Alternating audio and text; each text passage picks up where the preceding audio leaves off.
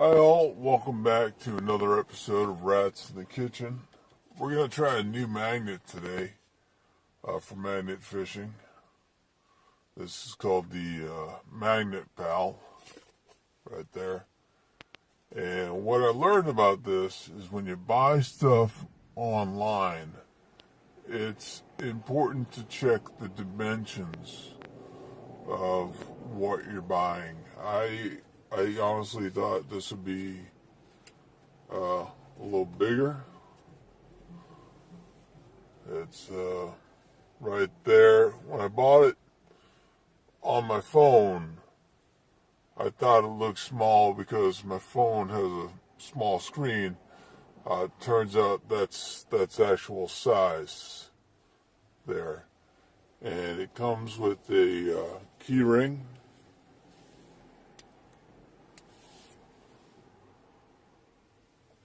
So that you can keep the magnet on your key ring.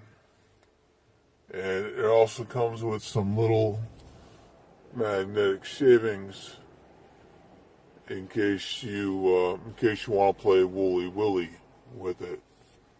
But it is a Dionysium magnet, or Dionysium. It's one of the better magnets.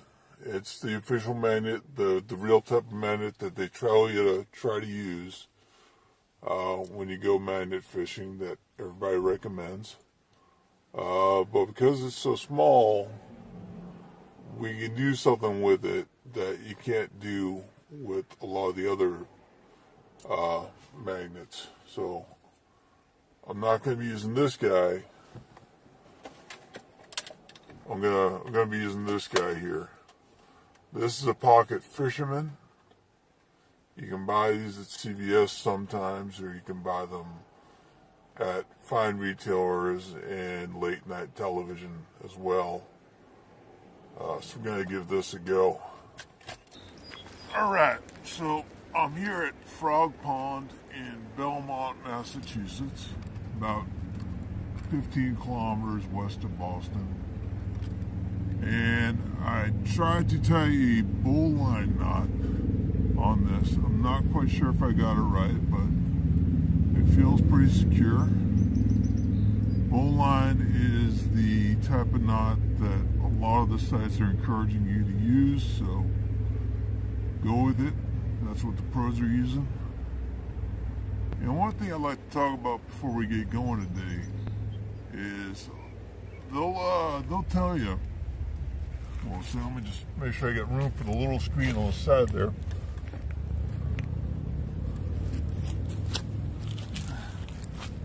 Another thing that comes up in a lot of the online forums there is they tell you you gotta be smart about which body of water you pick. You want to pick a good one. You want to pick one where you think there's going to be plenty of metal. Now, I went to a monster truck mud run recently, not too far from here. And there are plenty of bodies of water, and you had to work around the trucks. The trucks were big, they were loud, and I think some of those bodies of water hadn't really been there that long. We'll wait for this guy to pass. Okay.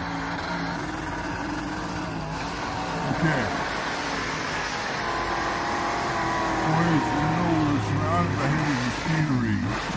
A lot of those puddles are just puddles. You weren't going to find a whole lot in them. So maybe not the best place to go. But here at Frog Pond, there's reason to believe that people dump things here sometimes. It looks pretty, but I think maybe we'll get some luck. Not a whole lot of surface area on that little fellow right there, but it is at least Dionysium. So let's give it a go.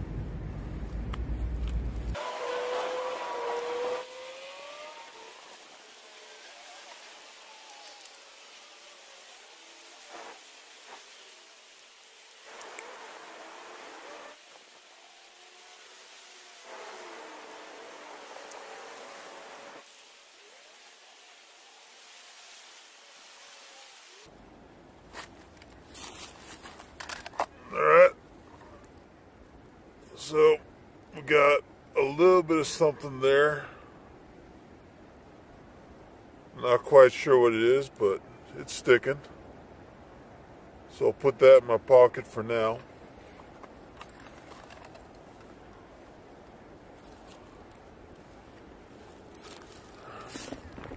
Alright, so that's a little bit of something. No idea what it is. It's coming from out that way. Which means we're going to go over this way, I guess. So not covering a whole lot of surface area like this with this little guy here. But it is picking things up, so that's a start. So right now, I'm going to follow the advice of James Brown, and I'm going to take it to the bridge. We just got to get on up. We're gonna take it to the bridge.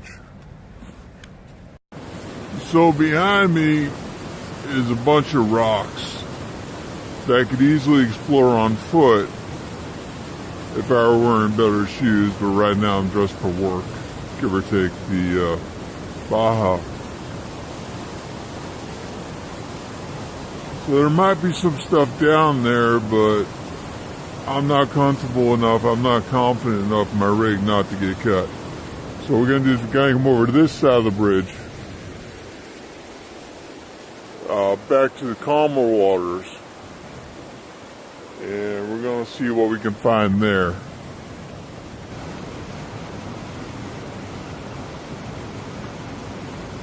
Now, if you look carefully, I already caught my first branch. Normally I let catch the water, but some of them like to go pretty high up. What that does, it gives your line a different angle, an angle that you might not normally get if you're just casting and not getting your line touch the trees.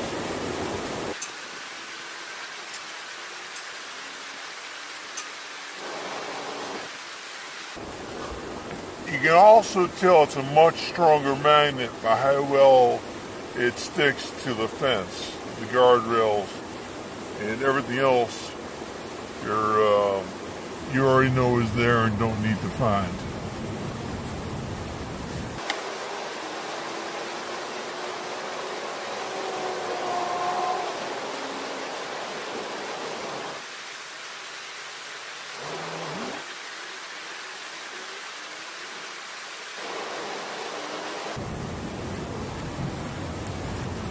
Okay, not a whole lot of luck at this particular point in this spot.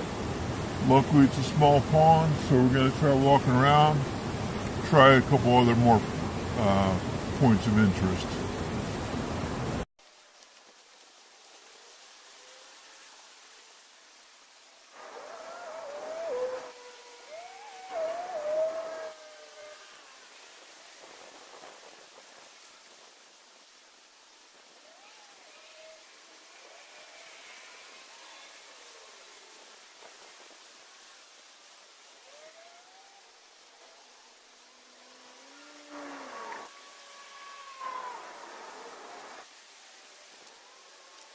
Alright, so,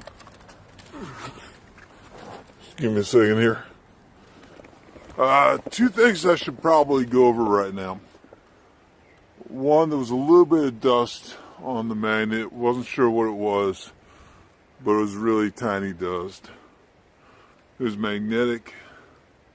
There is a storage compartment right here on the handle of the Pocket Fisherman. I suppose I can put it in there. Maybe I will next time. But at that point I just brushed it off on my pant legs.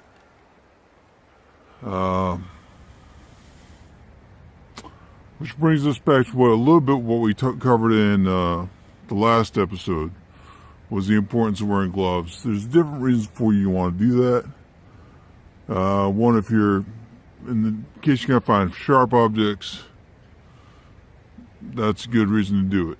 You don't want to get yourself cut. Another reason is if you're dressed in your work clothes and you're not sure if you have time to get all the algae off you from the swamp grass and whatnot. Another thing I wanted to cover is the casting location. How far into a body of water like this do you want to throw your magnet? And I'm reading forums that it kind of depends on what it is you're trying to catch. And think about how far people are going to throw that item. If you want to catch a large appliance, people aren't going to be able to throw a large appliance into the middle. That's going to be closer to the edge. If you're looking for rings or old weapons, things people want to hide, or things people just want to get away from them for some sort of emotional reason, those are going to be more out towards the middle. Most people, that's kind of what they're looking for, is the high value items and the value and the items of interest. Now, having said that, if you want to get them just big for the sake of either the exercise of it, or if you think you need a new washer and dryer, then yeah, stay close to the edge. Another thing you could do is you take one of them old washers and dryers, you cut them up, the panels, those actually make halfway decent art canvases. You can just paint right over them, hang them up in the backyard, bunch of pretty pictures in your backyard. Who doesn't want that? But we're going to move on to the next spot now. So I'm going to try a couple more spots here. There's actually 2 small bodies of water. I'm not getting my hopes up, but I am having a good time. I enjoy it's a strong magnet, small as it is, and the pocket Fisherman makes it incredibly easy to get a good throw out there. Unfortunately, it just doesn't have the right surface area, but if you have the equipment, by all means, give it a shot. I think you'll enjoy it. But I'm going to throw out a few more casts. I did find that little rock at the beginning, so we didn't come up completely empty. I've got that in my pocket, and I'll probably never look up to see what it is, but I have that. And I've got to give this a couple more goes, and then I got to head to work. But thank you for watching.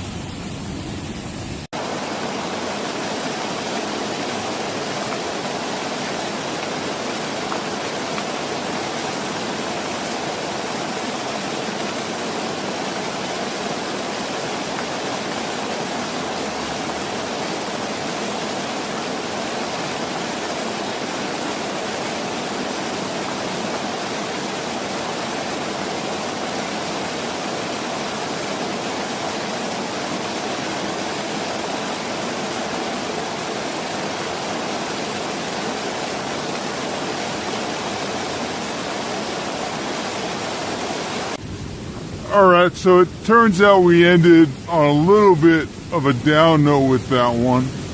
I lost my magnet in a tree. Was not able to retrieve it or find it, despite the fact that it's bright orange.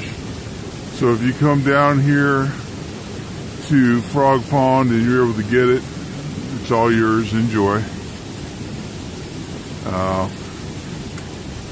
So yeah, I'm still gonna stand by this. I'm still gonna recommend trying it out, just maybe in a less forested area. That would be your best bet. I don't see anything metallic he could have stuck to. There's no old trees or anything in there. They just fell into the water maybe, or it's trapped in a tree. But yeah, thanks for watching. I'm Rat. This is Rats in the Kitchen. Take care.